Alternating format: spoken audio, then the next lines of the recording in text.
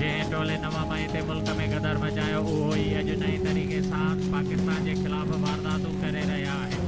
उन ई टोले पाकिस्तान जो बुनियाद हिलाइण में का कसर नाहे छॾी। उहो टोलो पाकिस्तान जे पुरअमन शहरनि ऐं पाक फ़ौज जे ख़िलाफ़ आहे। वज़ीर आज़म शहबाज़ शरीफ़ जो काबीना जे इजलास ख़िताब। हुन चयो त PTI जे ऑफिशियल वेबसाइट तां आर्मी चीफ ऐं हुन जे ख़ानदान जे ख़िलाफ़ ॻाल्हियूं कयूं वयूं। कंहिं बि सूरत में मादिरे वतन जे ख़िलाफ़ को बि इल्ज़ाम बर्दाश्त न कयो वेंदो। वफ़ाक़ी काबीना जे इजलास में PTI ते पाबंदी बानी PTI आरिफ अलवी ऐं कासिम सूरीअ ते आर्टिकल 6 लॻाइण जो मामिलो बि ज़ेर गौर आहे।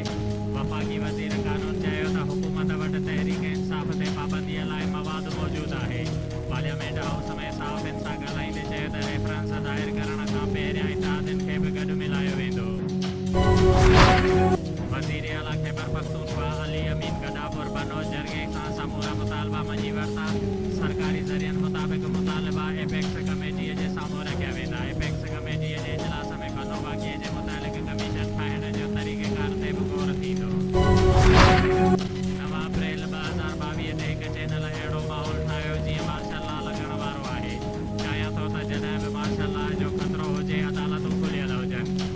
सुप्रीम कोर्ट जे जस्टिस अतहर मिनल्लाह जो न्यूयॉर्क बार सां ख़िताब। हुन चयो त काश अदालतूं 5 जुलाई ते बि खुलियूं हुजनि हा।